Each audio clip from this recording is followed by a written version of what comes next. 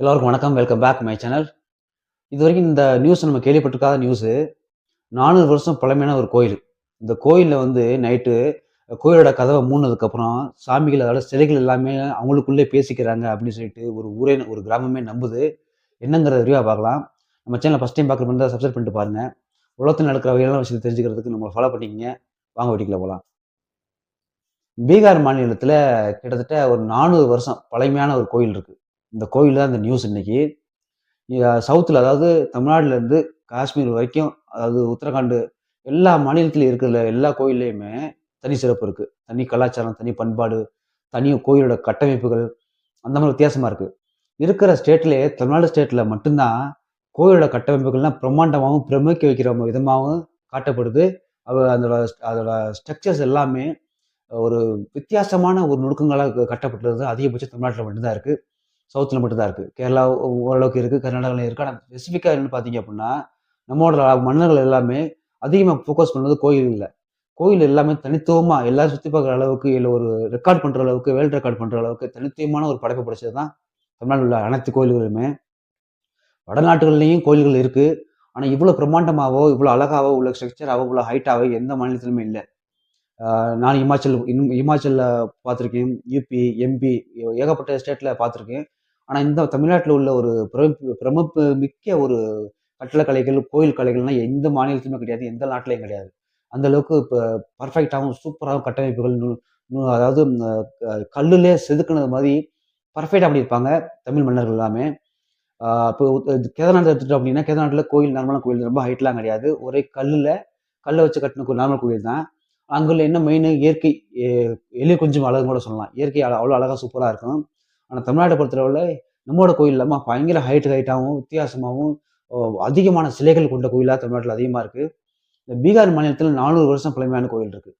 இந்த 400 வருஷம் பழமையான கோயில்கள் எல்லாமே அந்த ஊர் மக்கள் எல்லாமே வழிபட்டு வராங்க. அந்த ஊர் மக்கள்ட்ட ஒரு நம்பிக்கை என்ன அப்படின்னா, இந்த கோயிலுக்கு நட சாத்துனதுக்கப்புறம் 4 மணிக்கு சாயந்தரம் 4 மணிக்கு நட சாத்துனதுக்கப்புறம், இருட்டு இருட்டு ஆனதுக்கப்புறம், நைட் ஆனதுக்கப்புறம், இந்த கோயில்ல சாமி சிலைகள் எல்லாமே அதுக்குள்ளே பேசிக்கிறது அப்படி சொல்லி பரிபூரணமா நம்புறாங்க. நம்ம மட்டும் இல்லாம சத்தம் வருது, பேசிக்கிற சத்தம் எங்களுக்கு கேட்குது அப்படின்னு சொல்லி நம்புறாங்க.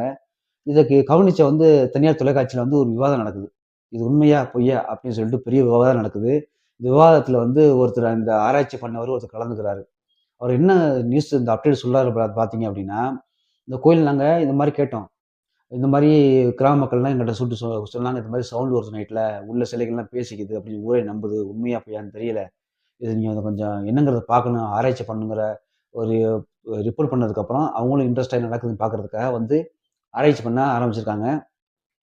எப்போதும் இருக்க மாரி தான் நார்மலா இருக்கு. காலைல நட திறக்குறாங்க கோயில் வாசலு. சாயந்தரம் 4 மணிக்கு நடைய குளோஸ் பண்ணிர்றாங்க. குளோஸ் பண்ணதுக்கப்புறம் அந்த சிலைகள் அவங்களுக்குள்ள பேசுற சத்தங்கள் வெளிய வருது. வெளில வரையும் கேட்குது அப்படின்னு சொல்லி, அந்த கிராம மக்கள் எல்லாமே சாமி பேசுது அப்படின்னு சொல்லி ரொம்ப பரிபூரணமா முழுசா நம்புறாங்க. ஆனா யாருக்குமே மத்த மாநிலத்தில உள்ளவங்க, மத்த மனுஷர்களுக்கும் இதுல நம்பிக்கை இல்ல. ஆராய்ச்சியாளருக்கும் நம்பிக்கை இல்ல. கல்லு வந்து எப்படி பேசும் அப்படிங்கிற மனநிலையில ஆராய்ச்சில வராங்க. வந்து பார்த்ததுக்கப்புறம் எல்லா பக்கம் ஆராய்ச்சி பண்ணி பார்க்குறாங்க. என்ன இருக்கும் அப்படின்னு. ஒண்ணுமே இல்ல. நார்மலா தானே இருக்கு. எப்படி சத்தம் வரும் அப்படின்னு சொல்லி. சரி ஓகே நைட் இங்க ஸ்டே பண்ணலாம் அப்படின்னு ஸ்டே பண்ணும்போது, ஒரு விதமான ஒலி வெளிப்படுது. ஒரு விதமான ஒலி வந்து எங்கேருந்து வருதுங்கிறது ஆராய்ச்சியாளரால கண்டுபிடிக்க முடியல. இந்த ஒலி எங்கேருந்து சவுண்ட் வருது அப்படின்னு. அந்த ஆராய்ச்சியாளர் இன்னொருத்தர் சொல்றாரு அப்படின்னா, இது வந்து இந்த பகல்ல வர்ற பக்தர்கள் எல்லாம் பேசுறது வந்து, அந்த பில்டிங்கோட அமைப்பு. அதாவது அந்த கட்டடங்கள் எல்லாமே அந்த அந்த சவுண்ட ஈர்த்துட்டு, நைட் ஆனதுக்கப்புறம் அந்த சவுண்ட் வெளிவருது அப்படின்னு சொல்லி சொல்றாங்க. இது எந்த அளவுக்கு உண்மை பொய்ங்கிறது தெளிவா தெரியல. அது வந்து ஒரு எவ்வளவு கட்டமைப்புகள் இருந்தாலும், நம்மளோட நீங்க பெரிய கட்டமைப்பு பண்ணிட்டீங்க அப்படிங்கிற கேட்கிற மாரி இருக்கு. நம்ம ஊர்ல எவ்வளவோ விசித்திரமான விஷயங்கள் நடக்குது. எவ்வளவோ பண்பாடு, கலாச்சாரங்கள்லாம் இருக்கு.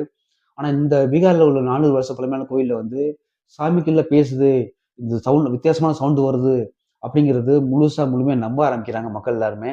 அந்த இதுல ஒரு பெரிய ஒரு என்ன விஷயம் அப்படின்னா, இந்த தனியார் தொலைக்காட்சியில வந்து அந்த ஊருக்காரரு ராஜராஜேஸ்வரி கோயிலாமா, அந்த கோயில்ல உள்ள லோக்கல் வில்லேஜ் உள்ளக்காரரு ஒருத்தர் வந்து சொல்றாரு, "ஆமா நான் அந்த ஊரு அந்த மாவட்டம் தான். எனக்கு தெரியும். நான் அத ஃபீல் பண்ணியிருக்கேன். சவுண்ட் வருது" அப்படின்னு சொல்லி. இது ஆராய்ச்சியாளர் என்ன சொல்றாங்கன்னா, அந்த கட்டிடக்கலையோட அதோட சவுண்ட ஈர்த்துட்டு நைட் ஆனா அந்த சவுண்ட் வெளிப்படுது அப்படின்னு சொல்லி சொல்றாங்க. இது வந்து முழுசா நம்புற மாரி இல்ல. ஏன்னா, ஒரு பகல்ல பேசுறது பூரா இருட்டுட்டு நைட் வெளிவிடுமாங்கிறது தெரியல. இதுக்கு பலவிதமான கருத்துக்கள ஒவ்வொருத்தர் சொல்லி வராங்க. இந்த நியூஸ் வெளியானதுக்கு அப்புறம் ஒவ்வொருத்தவங்க சொல்றாங்க, மூட நம்பிக்கையின் உச்சம். முட்டாள்கள் இருந்த இது உலகங்கள் அப்படின்னு சொல்லி பல பேர் கமெண்ட் பண்ணுறாங்க.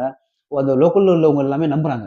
அவங்களும் கமெண்ட் பண்ணியிருக்காங்க, நான் இந்த ஊர் தான், இந்த டிஸ்ட்ரிக்ட் தான், நான் அனுபவிச்சிருக்கேன், நான் பார்த்துருக்கேன், நான் ஃபீல் பண்ணியிருக்கேன், இது முற்றிலும் உண்மைதான் அப்படின்னு சொல்லி பல பேர் சொல்றாங்க.